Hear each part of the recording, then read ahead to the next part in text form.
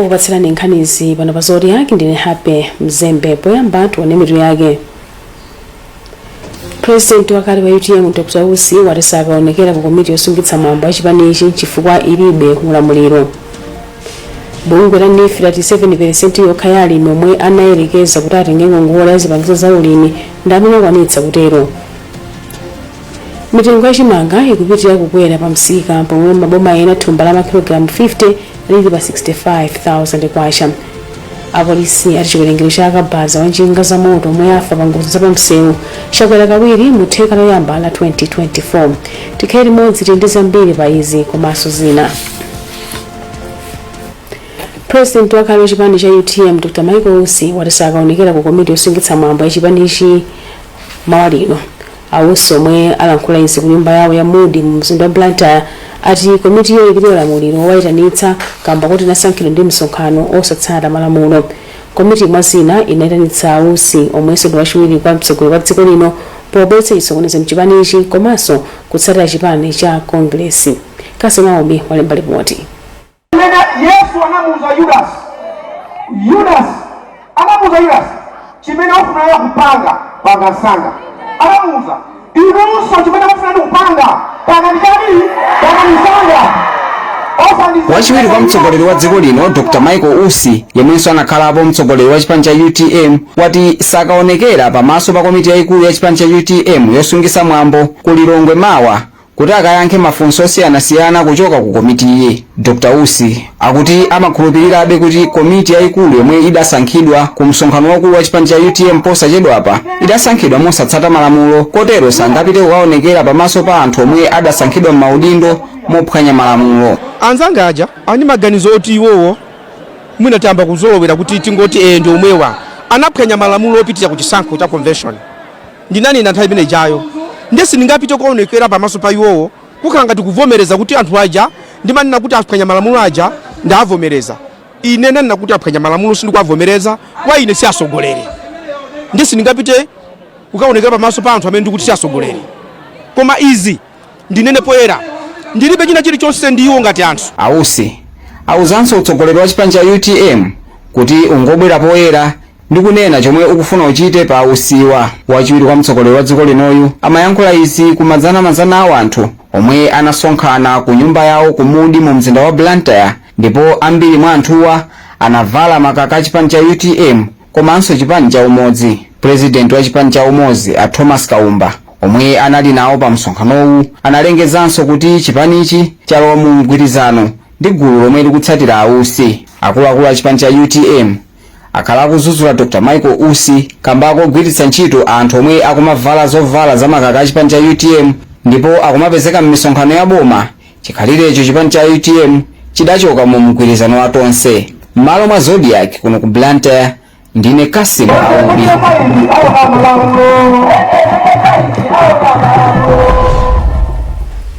Chiwerengero cha alimi omwe akutenga ngongole ya fertilizer ndi zipangizo zina za ulimi ku bungwe la NIF chikanali chochepa pomwe pano 7% yokha ya alimi ndi omwe atenga.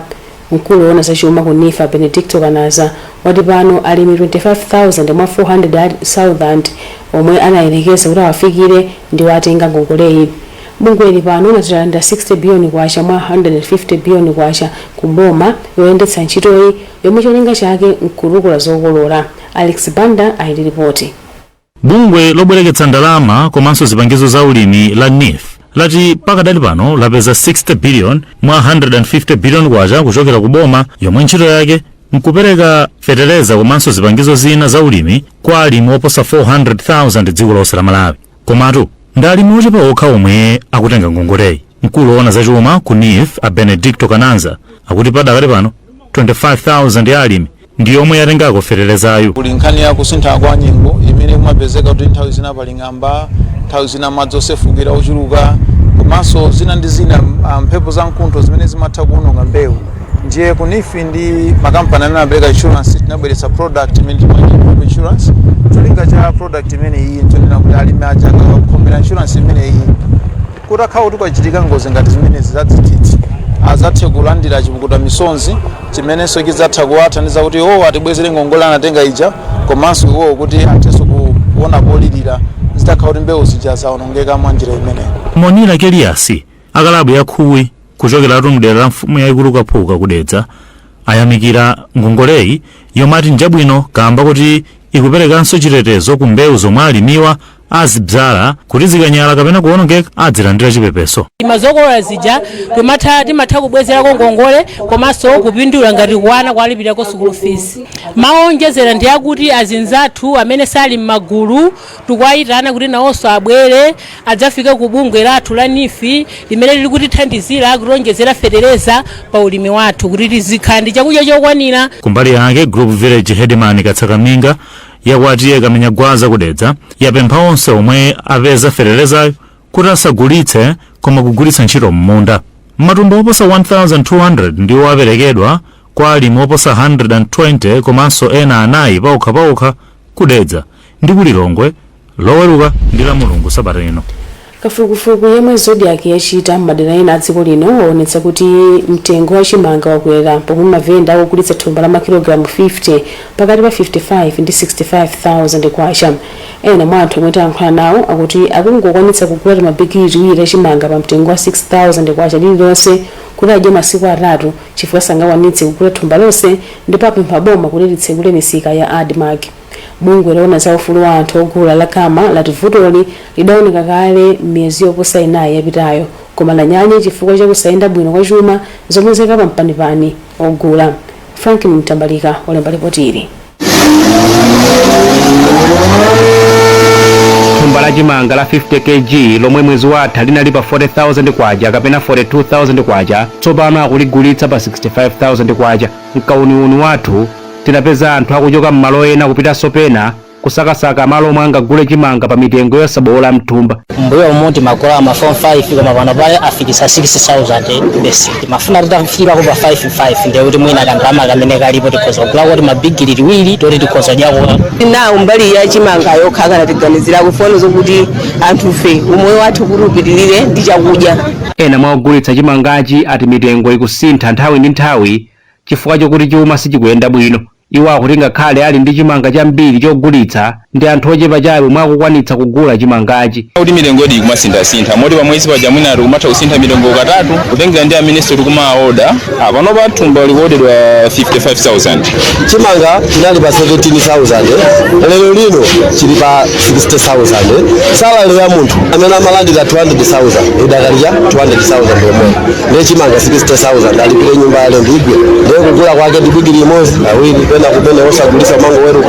Mkulu wa bungwe la anthu ogula la Kama John Kapito ndi odandaula kuti vuto lili kukulirabe ngakhale boma ndi mbali zina zikuyesayesa kuthana nalo. Kwera kwambiri nthawi ino makamaka kuchokera mu Septembamu ichakweranso kwambiri kuposera mwina mezi inayo chifukwa choti anthu pakali pano ambiri alimi afunanso nawo agulise kuti akagulenso mafedereza amene akweranso kwambiri chifukwa choti kwacha yathu mmene agula mphamvu ndi kusowanso kwa dola kunsika ndezi kupangisa kuti chakudya chikhale cha mitengo yokwera kwambiri. Kumbali yake bungwe la ADMARC lomwe ntchito zake zimathandizira kukhazikika kwa mitengo ya chimanga pa misika lati ndilokhudzidwa ndi nkhani koma lati Amalawi asataye mtima chifukwa tsopano pali nkhani yabwino. Mkulu wa bungwe la Dani Makata wati kuyambira lolemba likudzali liyamba kugulitsa chimanga m'misika yake ya mzigawo zapakati ndi kumpoto pomwe likugwiranso ntchito ngati yomweyi kumwera kwa dziko lino. Ndikize pano kuti nkhani imene bungwe la SGR commitment yabona likutakhala pansi nazo kuti atipange allocate 10,000 metric tons ina imene tikhale tikugulitsa kuyambira 30 December kumapita mtsogolomo. Pakanali pano yemwe akugwirizira udindo wa mkulu wa bungwe la Sesanet a Elizabeth Namaona wati dziko lino likufunika mayankho okhazikika kuti lithane ndi vuto la njala. Njira yabwino itakhala kuti fetereza wa subsidy akabwera tisinthe anthu olandira titakhala kuti mwina tikupitisa kwa alimi akuluakulu amene akalima chakudya chija chifukwa kuti chakudya chikhala chokwanira mdziko muno ndiye kuti mitengo ya chimanga ikhalanso ikhala yotsika. Muthenga wake omwe adapereka kwa Malawi pa 10 December 2024 President Chakwera adapempha akufuna kwabwino kuti athandize boma pa ntchito yake yofikira anthu omwe akhudzika ndi njala ndi chakudya.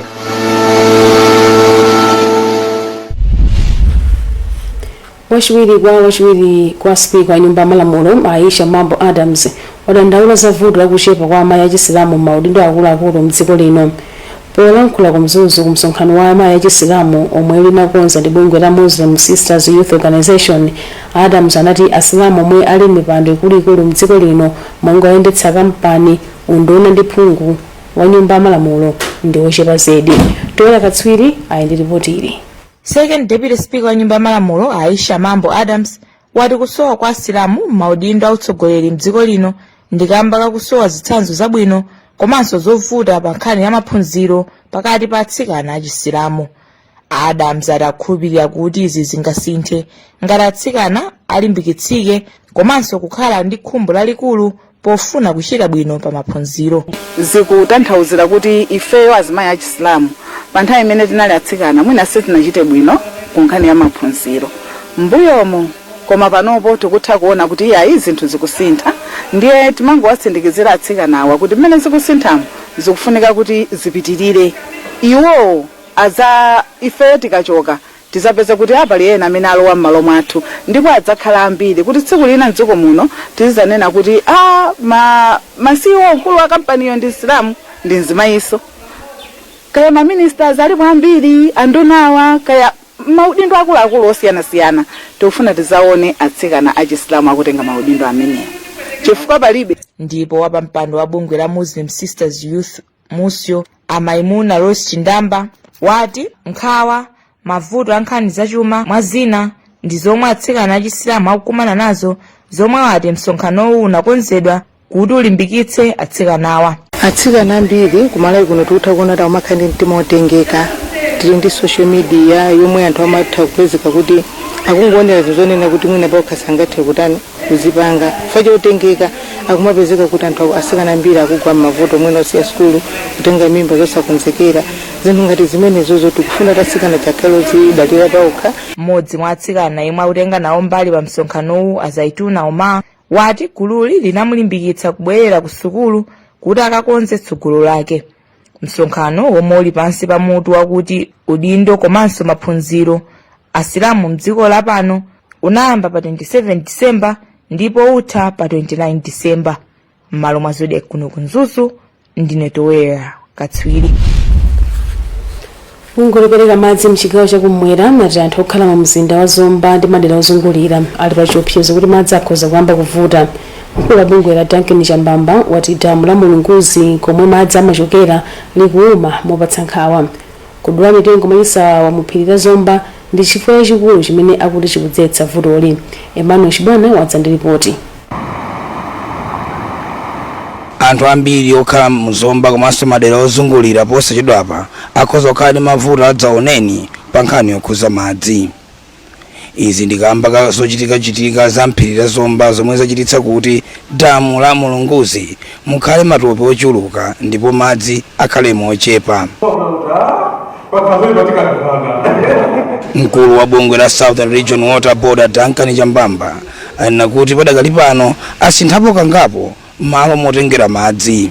Arita Makwangwala omwe ndi mneneri wa bungweri anena kuti vutoli ndikamba zochitachita za anthu ndipo ananena kuti padakali pano zinthu zafika povuta.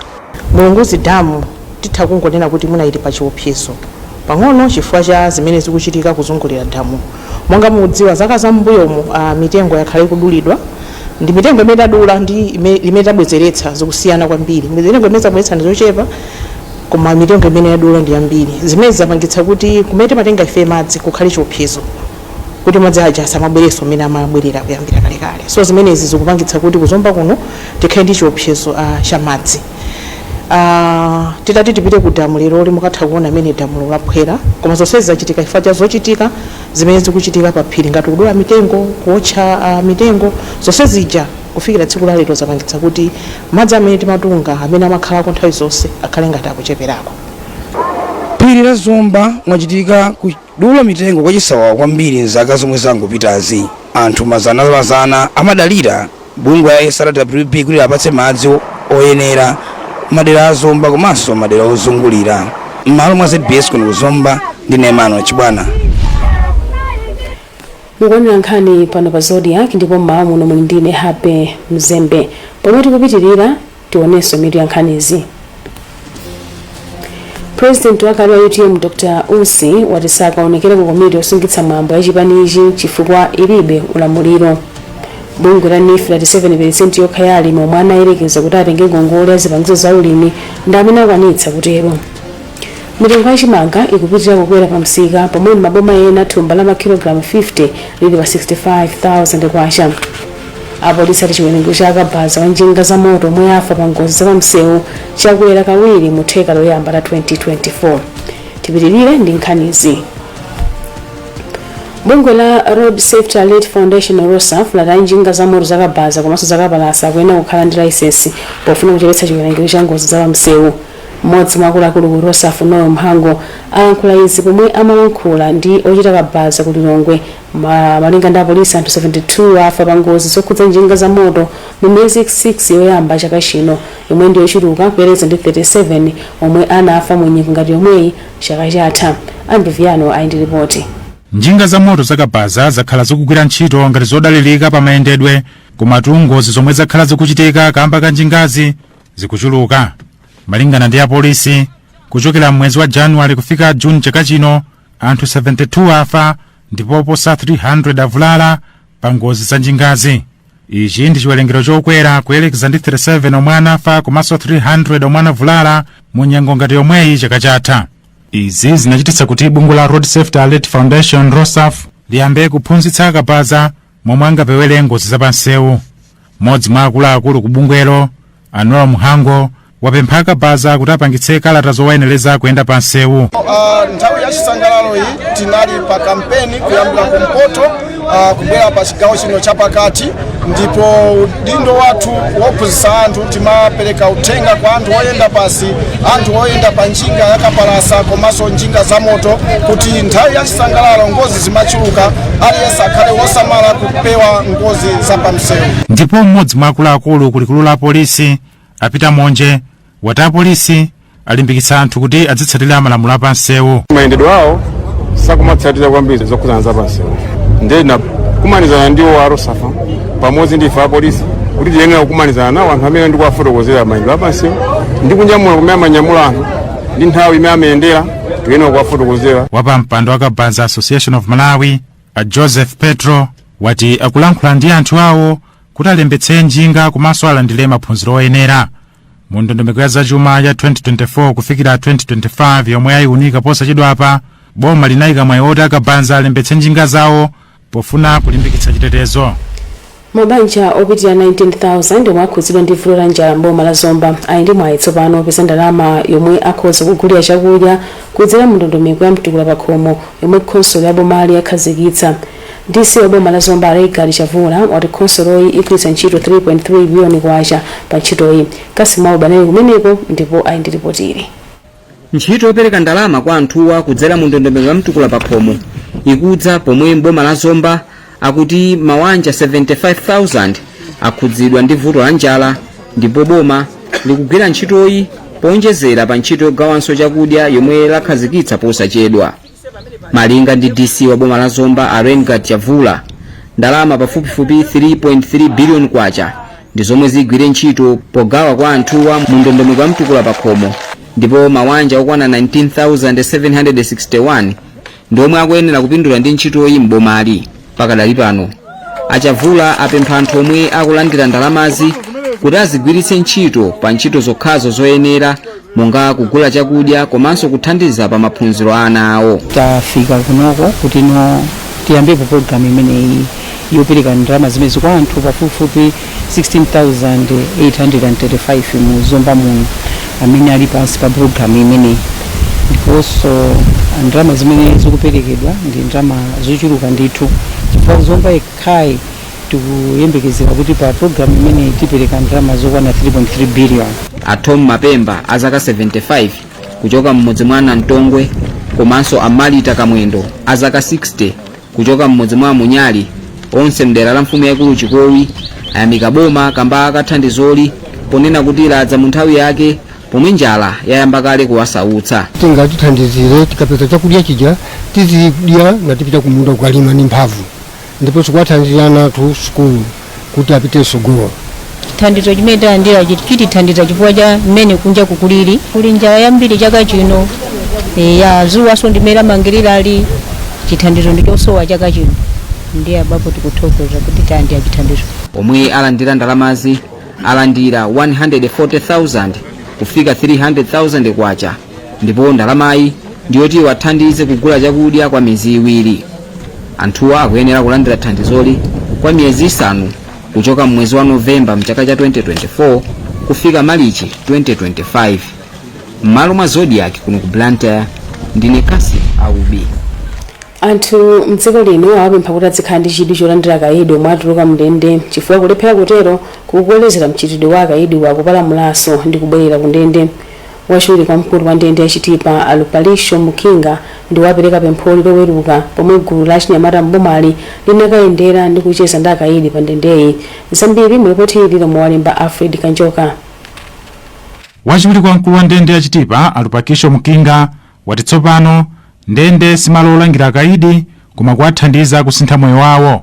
Iwo ati choncho akaidi akawatulutsa ndende ayenera kumawalandira monga anthu omwe asintha khalidwe.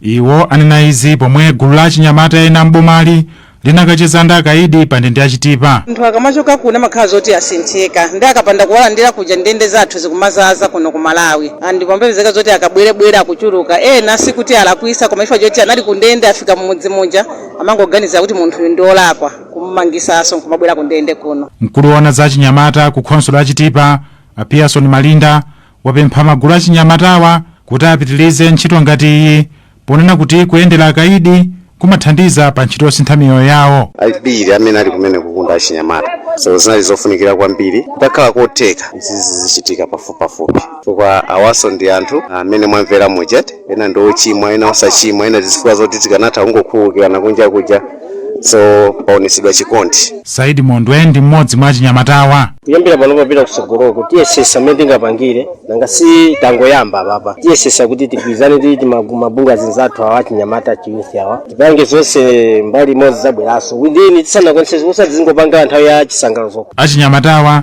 anachokera ku mabungwe atatu achinyamata a Ungweru, Yored komanso Titha Kupewa.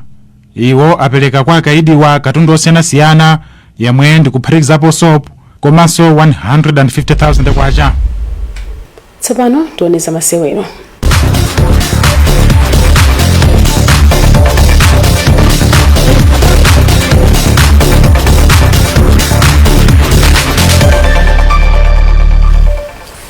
Speaker wa nyumba malamulo Catherine Kotani Hara wati Malawi atengere phunziro kulimbika komanso khama lomwe lili mu timu ya Mzuzu City Hammers imene ngakhale ilibe zipangizo zokwanira inakwanitsa kuchita bwino mu ligi ya TNM komanso Castel. Ahara amayankhula pa nkhomaliro ndi timuyi komwenso apereka 5 million kwacha ku timuyi kamba kochita bwino. Mphunzitsi wamkulu ku Mzuzu City Hammers Apondo Ikanga wati timuyi iyambe kukonzekera mpikisano wa 2025 sabata zinayi zikubwerazi. Towera Katswiri aende zambiri mu ripoti ili.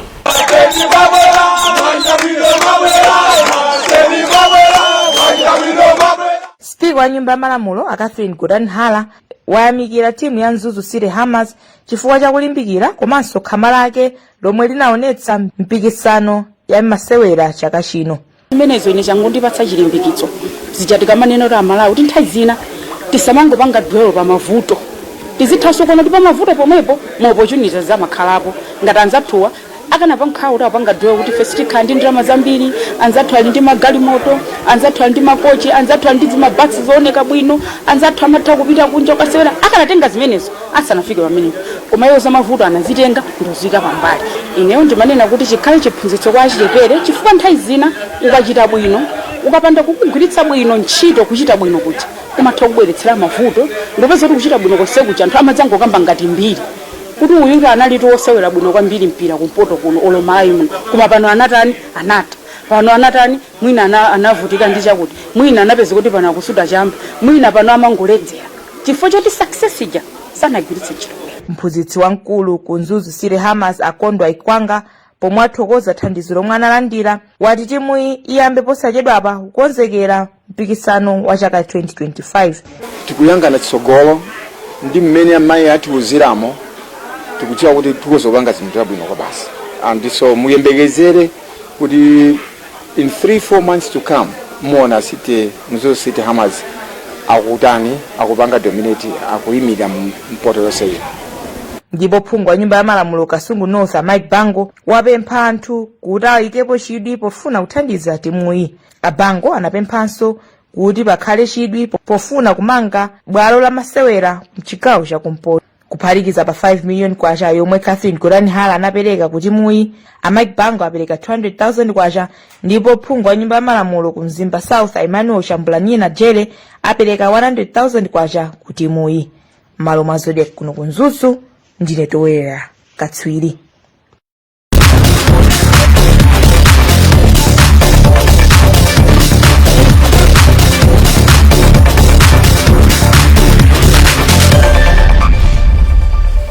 Apanso ndipo mpamtsiriziro pa nkhani zimauno kumalisana